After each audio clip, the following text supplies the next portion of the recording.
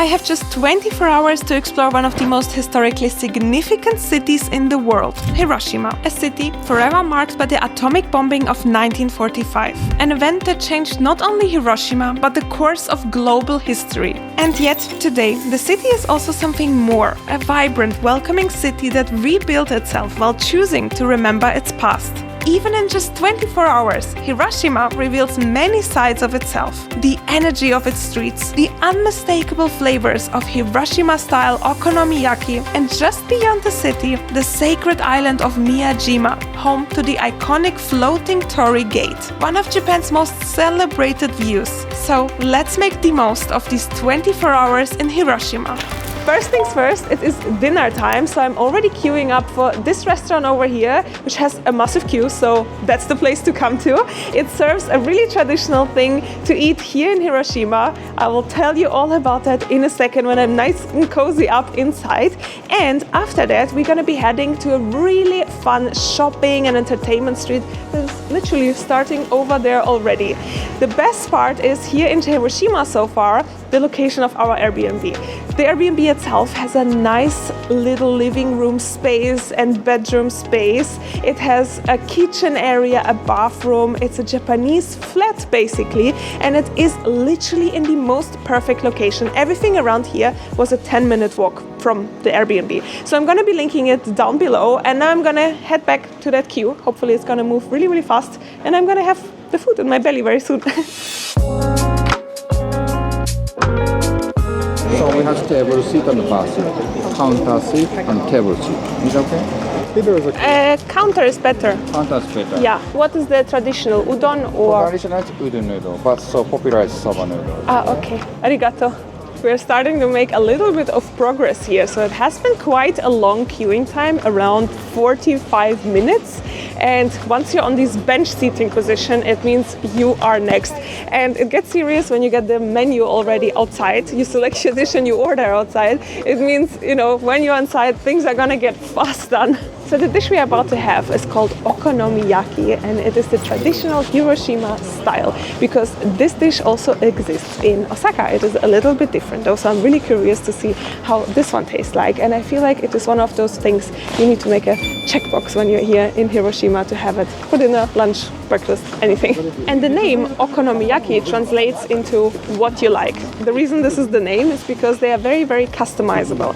So the menu had so many different options of these types of soba noodles or udon noodles with pork, with egg, with garlic, with all those different options. The menu was really, really big. And the nice part here is that they really optimize also for vegetarian options or vegan options or stuff in between. For example, if you do not eat any fish, it's really written down clearly so you don't even have to ask. What is happening? We are one level through.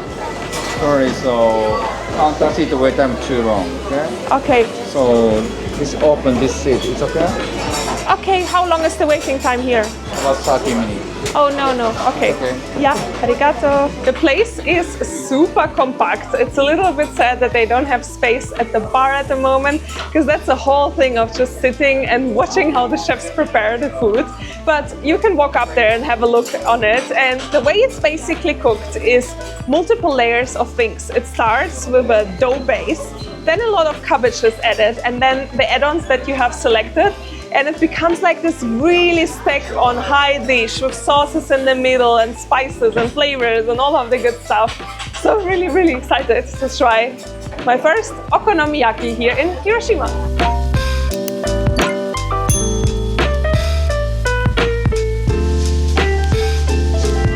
My Okonomiyaki has arrived, and it's already heating up or preserving its heat here on this hot platter in front of me. And guess what? I got the cutest little mini spatula to use it as a knife and also as a spatula to then bring it onto my plate. I love the concept. I love anything interactive, and this pretty much feels very interactive. So one thing to do, and that's to try it. Whoop!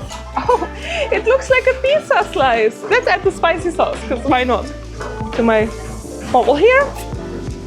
So cool. I don't know what I'm eating, but the flavors are really interesting. You kind of feel like you're eating fried noodles, but then the sauce is very, very unique in it, combined with the garlic that I've added, and the amount of cabbage and green onion on here is like a lot.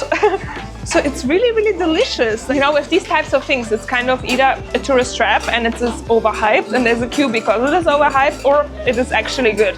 And I think this place right here, the Okonomiyaki, is actually really, really good. Arigato, bye-bye.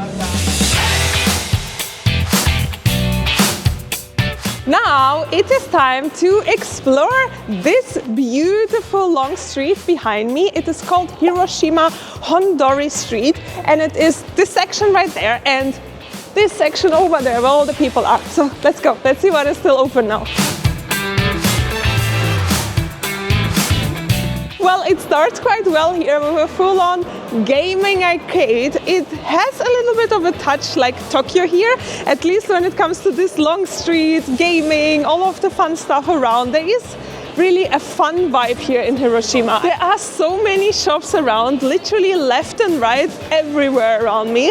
And there are some really, really cute restaurants and coffee shops and some cool ones where you can play games as well. It's definitely like the place to come to for a really fun evening. Let's see what is happening here during the day tomorrow morning when we will be passing through here anyway. And look what I found right here, Yoshinoya. So this is the restaurant I have really, really loved in Kanazawa, and it is basically healthy fast food. It is very affordable, very delicious, and it's right here. And you can get in and out from there within like half an hour, I would say. So it's definitely like a quick option, and the food is honestly so good. I ate in Kanazawa at this place like almost every day basically. It was really, really good. Wow, I found a giga gaming, they call it Oasis, and I've been in that in Tokyo. So I'm very curious to know if it's on the same level here. Oh, it's so fun already. So much color, so much light, so many toys to win. I will never ever get used to these claw machine rooms. They are just out of this world. Honestly, it's so different from what I'm used to that every time I see it, I'm literally like, oh my God, I have to enter.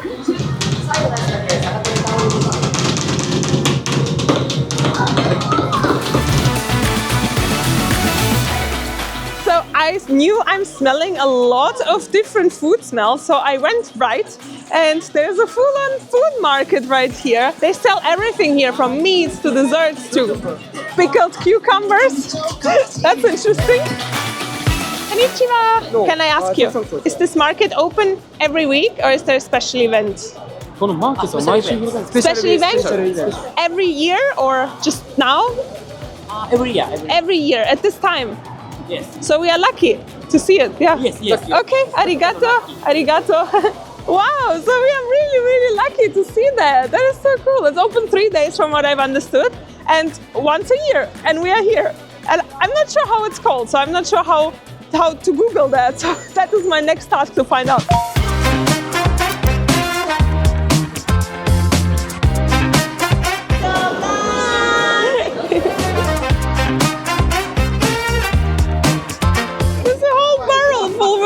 Money, big bucket. Will it be full with money? Okay. Wow. Money. Big. I'm not sure what he said, but he's really funny. There are streets that are so filled with lights. It feels honestly like a mini Shibuya here. It's really, really fun, and it goes in all directions. You see this way, and then we have this way equally full of lights. It feels like every Hiroshima local is currently outside here and enjoying the festival. It's really, really fun and good timing for us to be here. For me, it's a way back now to the Airbnb. It's 10 p.m, so it's time to head to bed. Tomorrow is a full day of exploring Hiroshima, and I want to get up early and get started really, really early because I only have a day here, so I really, really want to make the most of the time. So with that, good night, and I'll see you very soon in the morning. Good morning, it is already the next day in Hiroshima. I have not woken up as early as I wanted to, but we are still in the morning hours, so the full day is still ahead of us. And I'm starting right with my highest priority of the day, and that is the Peace Memorial Park, as well as the museum, where I have arrived to already.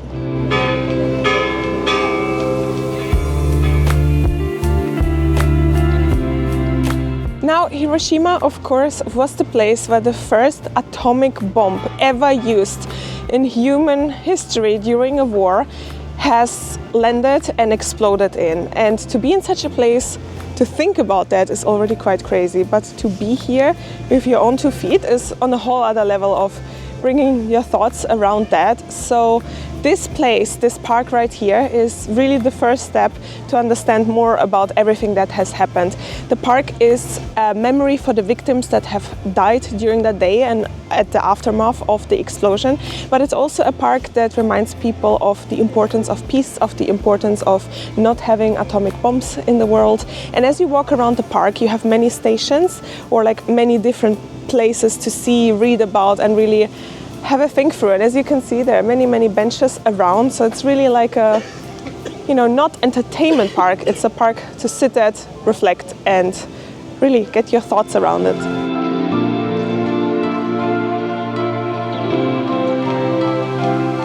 Made it to the museum, and we got our tickets from Klook online. So the good thing is that we can skip all the queue right now that is queuing for the tickets to buy here. Tickets are 200 yen per adult, same price on Klook as well. So that's really good. Check my link down below for a direct link to book the tickets here for the museum. The lockers are 100 yen in cash, but it's a deposit, so you're gonna get it back. Definitely recommend to lock your stuff in there because it is pretty warm in here. I already feel that, and I had dressed like 5 layers.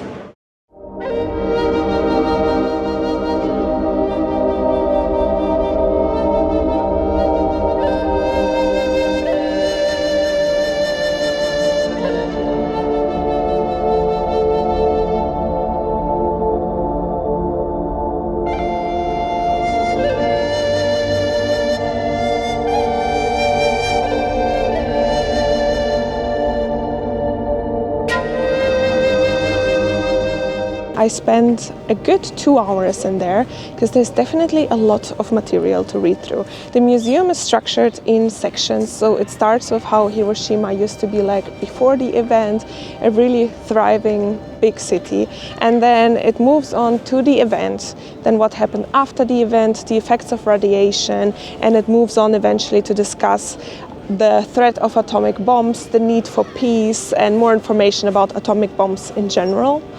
As you walk through the sections, there's different level of sadness in it because you get general facts, but you also get specific personal stories of people that have experienced the event through different stages of it. I can't really show everything here because it is quite graphic, I would say. And the good thing is, though, that you can film inside.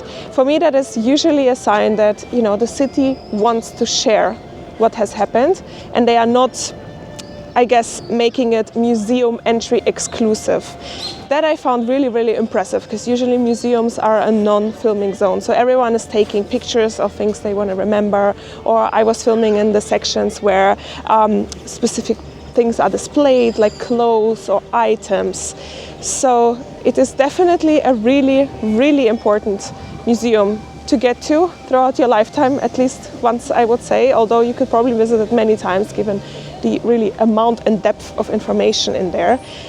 And really for me, the most important lesson was how much power an atomic bomb has and how much it can destroy.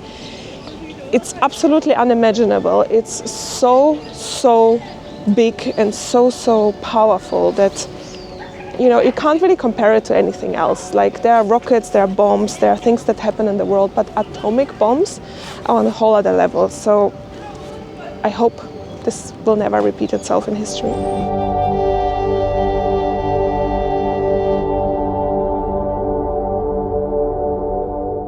I already saw the dome yesterday evening, but I feel like today, after the museum, it has a whole new perspective on it, if that makes sense, given that you know everything around it and you've seen like the pieces of the dome and of the fountain around in the museum itself.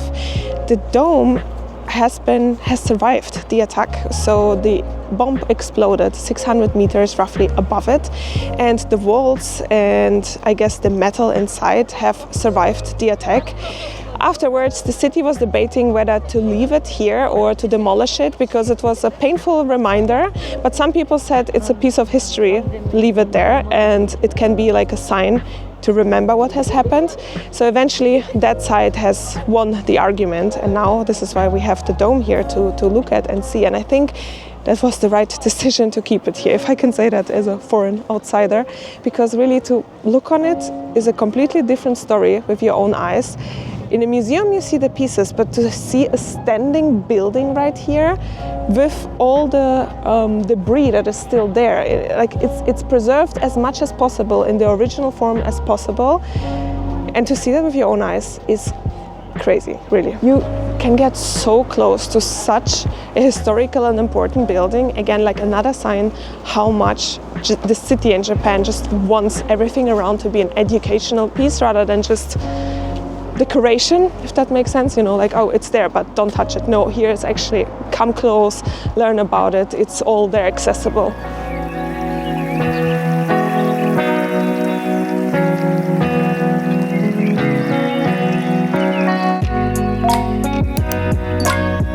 It's almost lunchtime, and there was one restaurant that is right located next to the bridge overlooking the water. It is an Italian restaurant with pizza, pasta and all the good stuff, so you can imagine the nice pizza smell in here. So I'm gonna have that for lunch, and then I'm gonna head on to a really special destination, which actually the boat is leaving from over there, but more on that soon. Let's have lunch first. Pizza has arrived already. It is so hot. They came immediately with the Tabasco as well, which was really much appreciated, and it looks amazing. I got the classical margarita. It's super duper hot. Nice, not bad for a quick little lunch with the most scenic view in Hiroshima. And now I am heading to a ferry for Miyajima, and it is perfectly located just next to the Peace Park and next to the bridge and next to the pizza restaurant where I've just been. And the boat departs really frequently. All you have to do is buy a ticket at the ticket machines right here. Hello! Everything is so smooth here and so organized. Oh, already inside. I hope I'm not gonna get nauseous in here. There are multiple ways in which you can get to Miyajima. One of them is to take a train and then a ferry, but this one right here is definitely a really convenient one because it is right located next to the memorial park and the museum, and you're right in this area already. So all you have to do is jump on this boat and head 45 minutes with beautiful scenery straight to the next location. The ticket was 4,000 yen for a round trip, so 2,000 each way, and you select your departure time from here and then your departure time from there as well to get back. But the thing that I'm mostly excited about is to see really famous gates that are standing in the water, which you have probably seen on pictures when pictures of Japan appear anywhere, and today I'm gonna see it in person. And the nice part is that it's really like a day trip from Hiroshima, day trip, half a day trip even. It feels like a sightseeing ride because we obviously see everything around us, but also there's a TV display over there, and occasionally when we are passing something, the information is displayed, what we are passing, when it was built, all the facts around it. And when it's not displaying information, it's showing the view with a live camera from the upstairs, because we can't go outside of the boat here, we have to stay inside.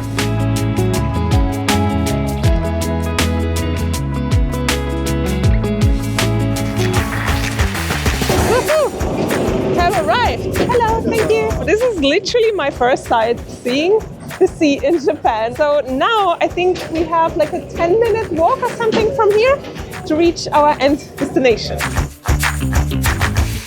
So there are three things I definitely want to see here today in my short time. And the first one is already here. It is a deer.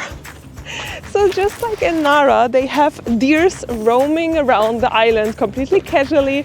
This is their island, we are just guests here. But I'm not sure if it's like equally, you know, if he's bending his head like the ones that in Nara do. I've read online that they are quite, you know, they're gonna nibble on everything. If you have anything in your hands, they want it, even if it's like a piece of paper or something like that. Konnichiwa! Cuckoo! I don't know, he's so busy. Doesn't even see me. Let's go. We'll find another one later. Look! Told you he's eating papers. This one likes his newspaper. I will try again with this little one right here. Konnichiwa!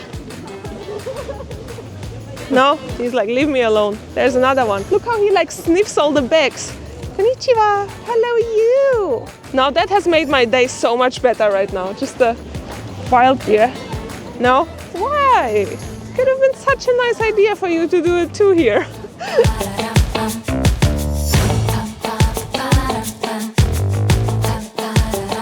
Now we are actually lucky with the Torrii gates because they have been recently renovated and painted on, and I think the renovation finished 2022, so a couple of years ago now, but this was the first renovation in like forever basically. So we are really lucky to see it like freshly painted with its full proper orange red color. Woozy, woozy, woozy, woozy. Are you going for my coffee?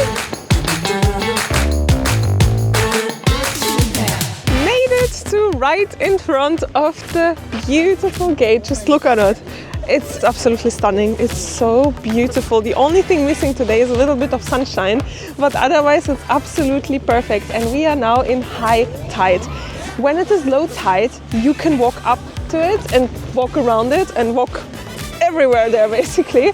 But high tide is the picture that we all know. It's basically, it seems like it's floating. That is the image. And you can't oversee the Itsukushima Shrine. It is right here, it's orange. And there is an entry fee for it, which is 300 yen per adult. Okay, I'm loving it more and more here because we are walking up to the Torrii gate through this structure right here, which is all orange around us. And on top of us is, I think, like blessings or prayers. So it's really cool to see that around, and it really reminds me Kyoto with the structure and like this like long walking and orange atmosphere. Wow, there's a very long queue for the best picture spot probably here on the island, and it's right there. You see from here the shrine in its correct angle, because when we were standing on the side we saw it with a side view, which was pretty, but this is like the real correct picture view that you know from postcards. Okay, it's time! Picture spot, check, done!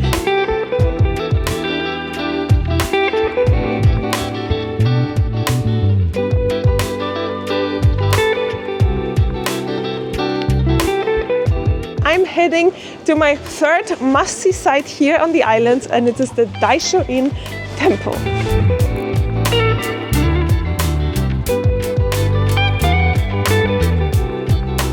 I think we found the entrance gate. You can't oversee it. It's a big, beautiful wooden structure. Look at these little statues. They all have a red head on them. And from what I've read online, it's made by the locals, so they are not cold in winter. The other really special thing about it is that all of them have different facial expressions. If you look on it, it's like really interesting to actually observe every single one of them. I'm back on the main stairs, and here there are these, I'm not even sure how to call it, little columns that are rotating. And from what I've read online, they basically represent little wishes or prayers. And if you can read Japanese, you can read through them. And apparently, like, as you walk, basically you internalize all of those, which is good for me because I can't read Japanese. So I hope all of that just comes with me now as I walk up the stairs. Very loud. Wow. Welcome to the Daisho-in Temple, which is said to be one of the most important temples in Buddhism, so it feels quite an honor to walk around here.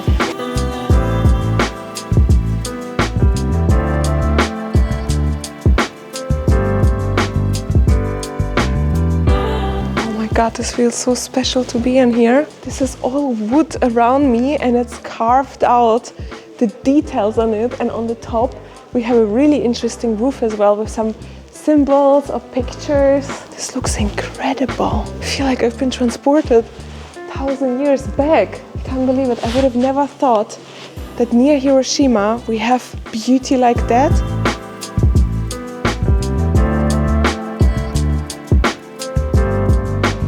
Subscribe! Everything around here looks like the most magical place on earth. There's also a combination of very clear Japanese garden elements, the koi fish, the bridges, the water. I think this is probably my most favorite temple in Japan. Look, now I found here on this section little statues, really, really small ones. Some of them have money coins on them as well. And then on this side, we have statues in this shape. It seems like there's something written down, probably something religious or spiritual. I would really love to know more about this temple. Please let me know in the comments below what it is.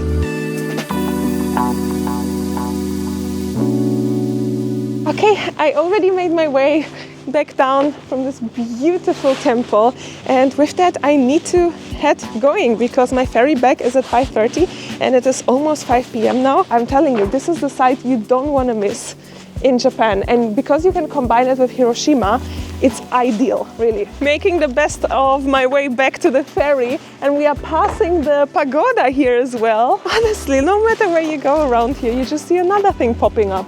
Sunset is happening right around me over there in the reflection on the water. Another scenic point here, as if we didn't have enough already. And it is getting lower and lower tide. You see people are already walking up there a little longer, and you can walk up totally to the gate itself. By the way, it's not a surprise when low and high tide happens. That information you can get from the ferry terminal, or if you Google that. So if you want to reach this point at either high tide or low tide, there are specific times for that are clear. And I'm happy that we got to see both of them. It's really the best of the both worlds.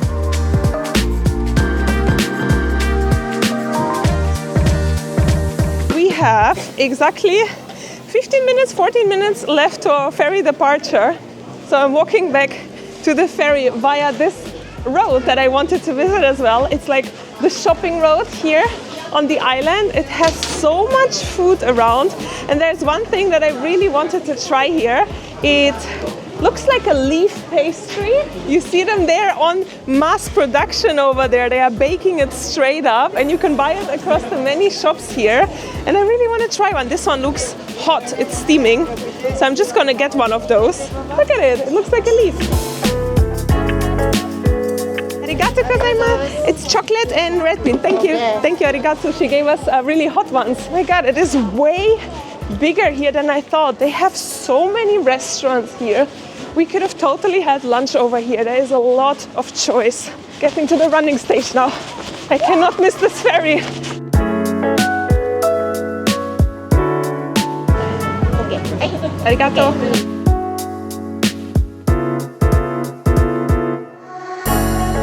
Driving already, it's pretty packed. Every single seat is taken. But the view at this point is completely dark, so it's just gonna be 45 minutes, hopefully on high speed, until we get back to Hiroshima.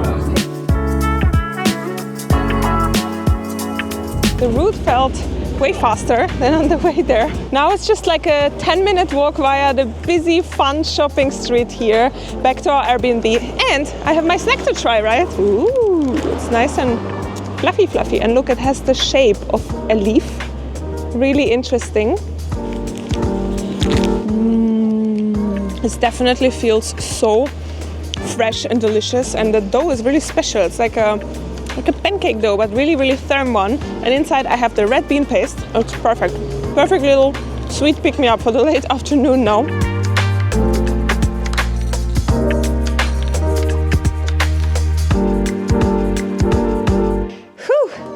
Now, with that, I have made it back to our Airbnb, and I'm gonna be packing up already because I'm heading to Tokyo. So thank you so much for watching this video. If you have enjoyed it, please be sure to hit that like button to support me and so that other people can find it as well. And make sure to subscribe so you don't miss out on my other videos about Japan and the world. And I'll see you in the next one. Bye!